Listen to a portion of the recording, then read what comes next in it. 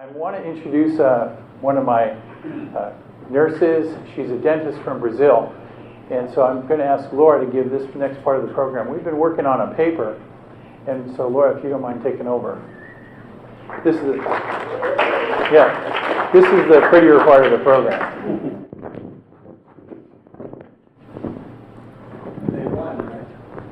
Yes. Okay, good evening, everyone. I feel blessed. My name is Laura, by the way, and I feel blessed to be working with Dr. Nolan for over 5 years now. And today I'm going to talk about a paper we are publishing. It's a paper about Class 5 restorations. We did a literature review with case reports, and you want to show clinicians a better alternative to Class 5 restorations. You want to show them how these restorations tend to fail, and there are better options for that. So I'm going to start with this picture. It's a very classical picture of a failing Class 5 restoration. I'm sorry, it's kind of hard to slide. So here you can see that when the restoration is bonded to enamel, we can barely see the margin of the restoration. But when it comes to dentin, we can see a great leakage, micro leakage around the margins, and it's breaking down. So this is a failing Class 5 restoration. Dentin bonding agents are ineffective at eliminating micro leakage on dentin margins. And cervical dentin composite interface is the most susceptible site for micro leakage. So this patient comes from Florida, and she's a very fair, delicate biotype. And she has a lot of recession areas and a lot of Class 5 restorations. But she was very concerned about, She was very concerned about this one in specific because it was dark. So when Class 5 restorations are extended onto dentin or cementum, bones are likely to degrade over time. When you place an instrument under the restoration, you could see that clearly that the restoration was just being held by the enamel part.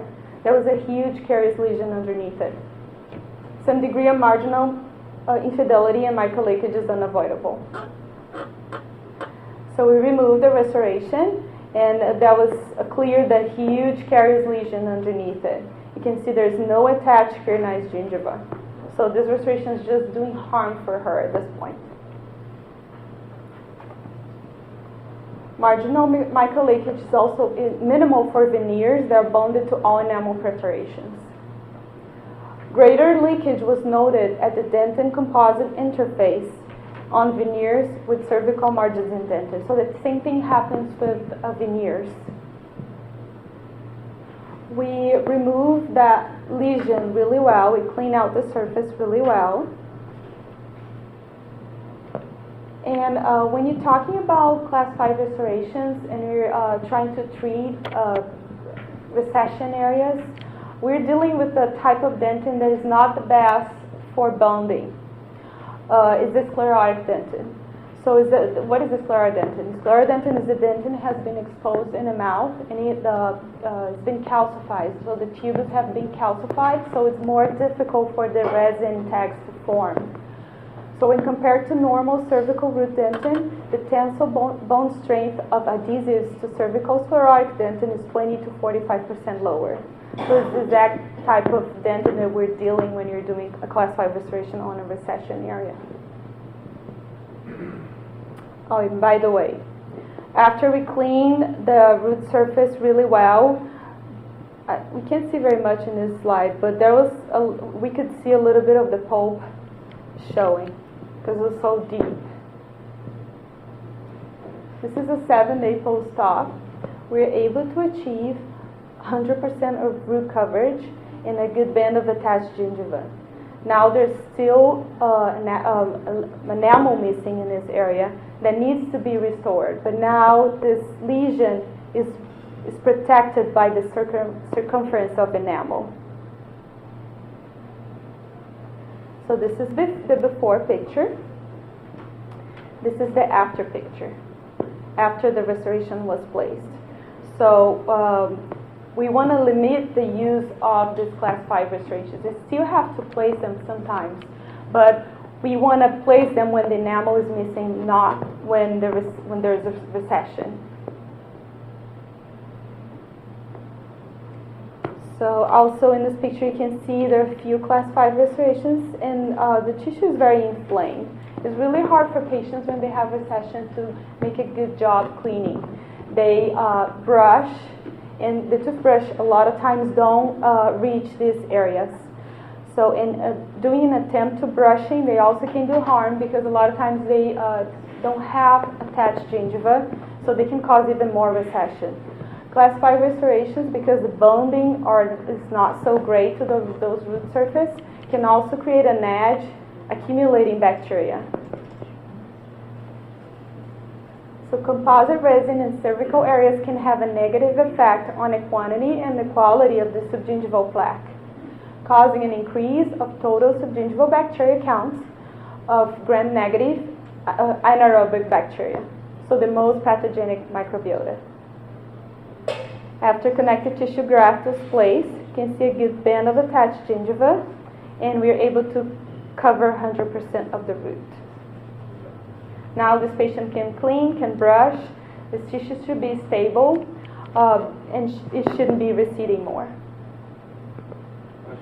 Yes? Do you ever place a composite restoration before you finish the graft, or you have to wait to see how? Ideally not. We first want to place the soft tissue, so you want to know where the margins are going to be. So this is another failing class 5 restoration. Barely can notice the edge of the restoration when it's on enamel, but when it's on the root, you can see leakage. You can see that it's failing. I was having a tough day, I apologize. So patients that have these restorations on the front, they always complain with also aesthetics, because the tooth looks very long. Even if the restoration is not failing, there is a concern from the patient that they look aged, that the tooth is very long. So independent of the adhesive strategy, adhesive systems showed a continuous degradation on the bone in cervical lesions. So when you talk about materials, glass ionomer, resin modified glass ionomer, and polyacid modified resin composite cannot guarantee margins free or micro leakage long term. So this is another very severe, ugly case. Even though this restoration was placed a long time ago, it's still working on enamel. But there's micro leakage around the margins, and obviously it didn't stop recession. Patient had more recession and has trauma on the tissue and an additional 3 millimeters of cleft. This is another severe, this patient I saw actually a couple days ago.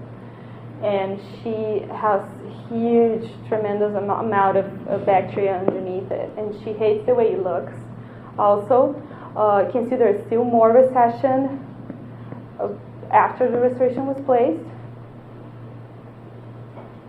Sometimes clinicians are going to make retention features to get a better longevity of these restorations, but by doing that, we're making the procedure more invasive, and you're also not avoiding the micro leakage to occur. Pulpal inflammation is also correlated to class 5 restorations.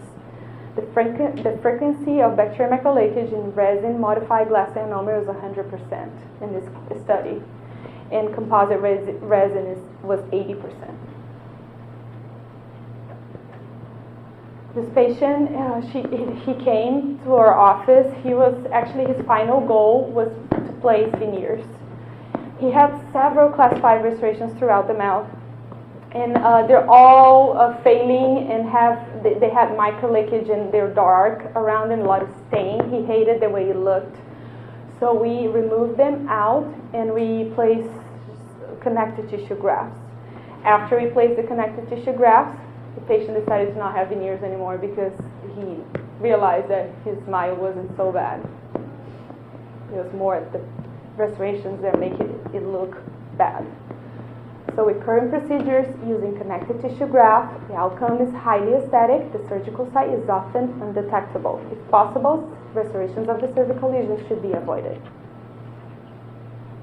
This is a close-up. So when you talk about enamel, since 1998, we can see in the literature that enamel bonded veneers exhibit the same fracture strength as a natural tooth.